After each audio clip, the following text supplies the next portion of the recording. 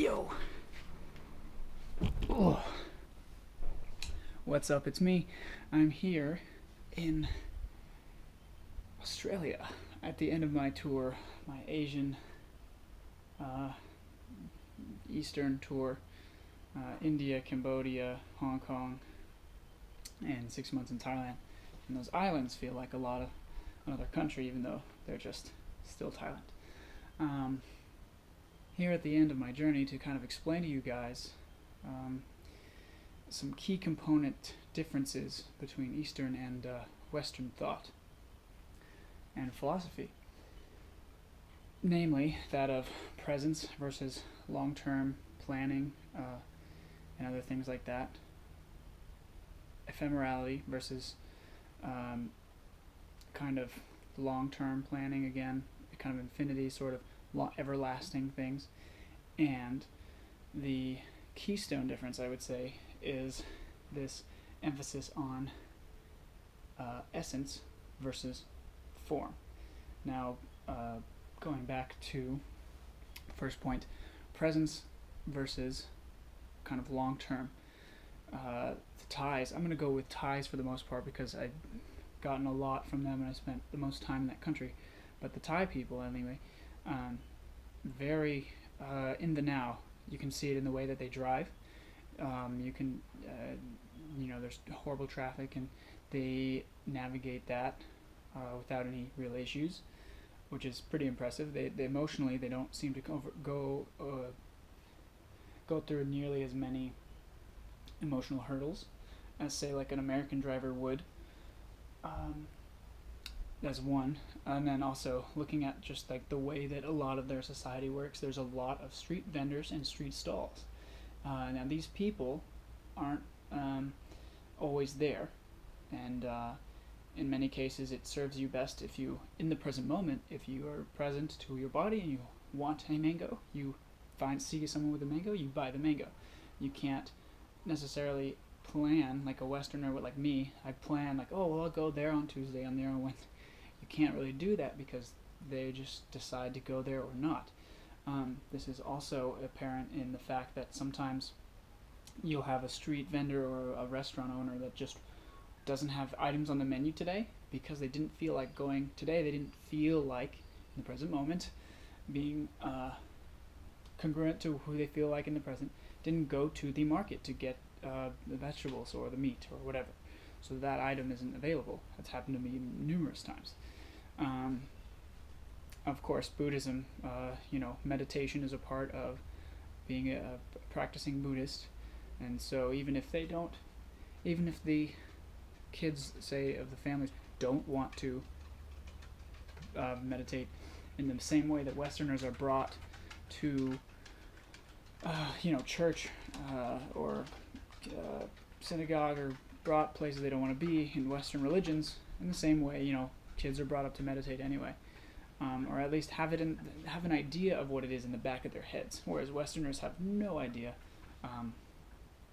really what meditation is, and kind of already are removed from this idea of being present. There's pros and cons to obviously both sides. The vendor thing kind of feeds into the ephemerality versus the long-term planning. It's based on things are very ephemeral in Thailand. Things are there and then they are not.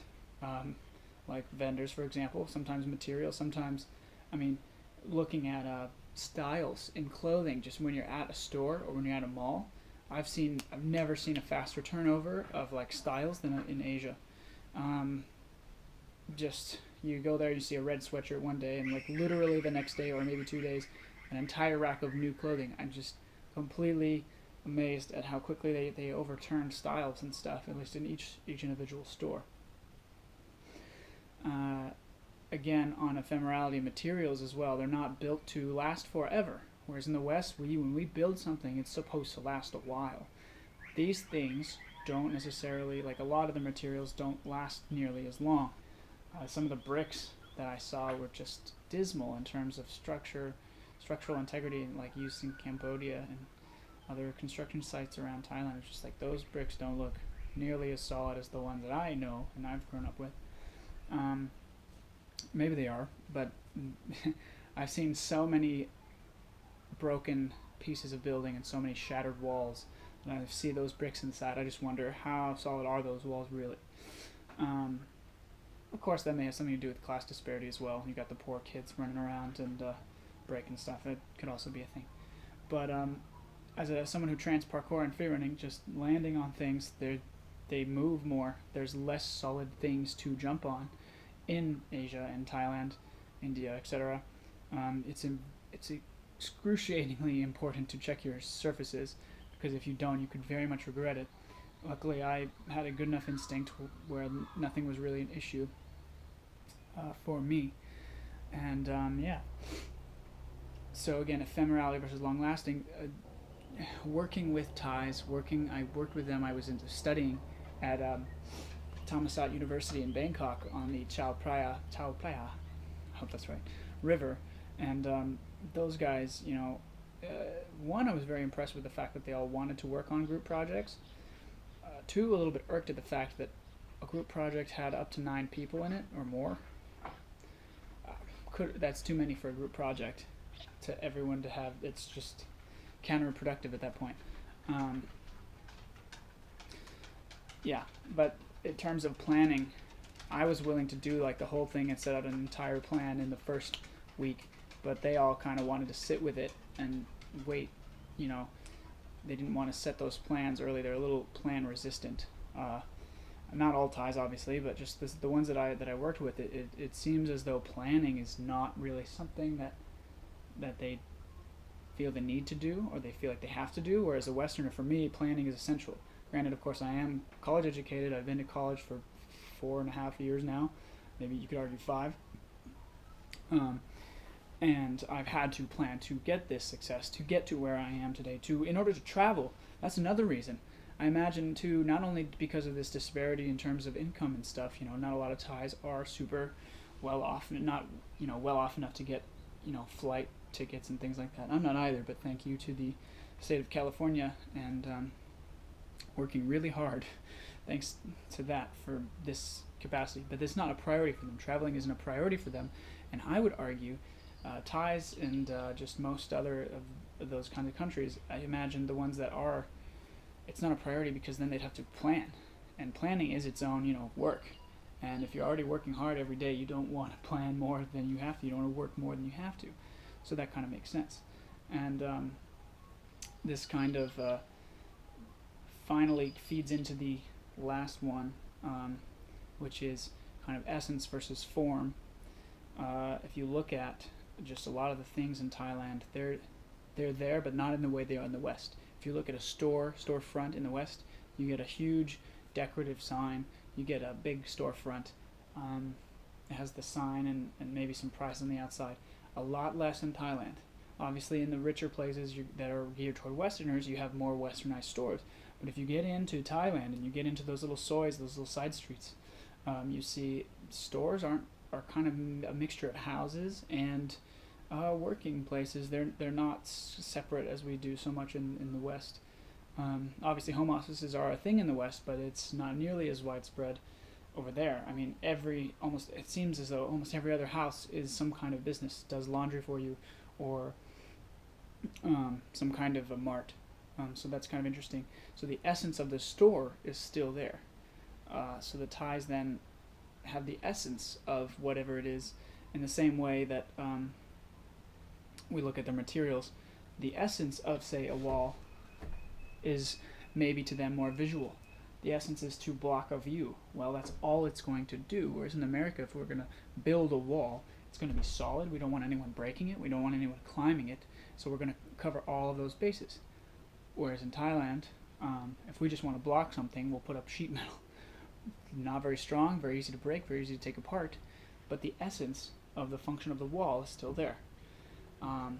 Whereas we, as Westerners, tend to be more on form. This matters. We design the house like this. We design the wall like this for longevity. It's just a completely different mindset in terms of planning, like urban planning and infrastructure. And one could argue that it's probably why the traffic's so bad in Bangkok. Granted, there's also lots and lots of people. Um, but yeah, that's mostly it. That was, presence and versus long-term planning. You've got ephemerality versus everlasting things like materials and things like that, and you've got essence over form. Again, a Westerner is very much into worrying about what they're wearing and things like that. Some Thais do as well. The richer Thais care about that as well. Of course, at university and high school, they have to wear uniforms. So the essence, what is the essence of clothing? It's a shirt and pants. And for women, they decided that the essence is a shirt and a skirt. So they wear those, but they don't. The presentation then becomes less so important. Same with a lot of the soups. They just kind of throw the stuff in there. It's not super. Whereas if you, and obviously this changes as you go into high-end restaurants, but again, presentation is not as important to them as it is to the West, and you see evidence of that everywhere in Thailand. So that's pretty much it.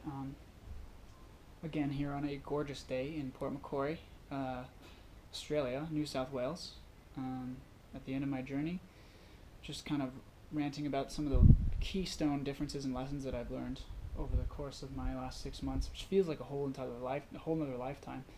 Even though I'm taking breaks here, not doing anything during the days, I still feel as though time is going just so fast. Even though I don't do anything in a day, it's just kind of like, oh, the sun's already down. Granted, it is the shortest day of the year, at least yesterday it was.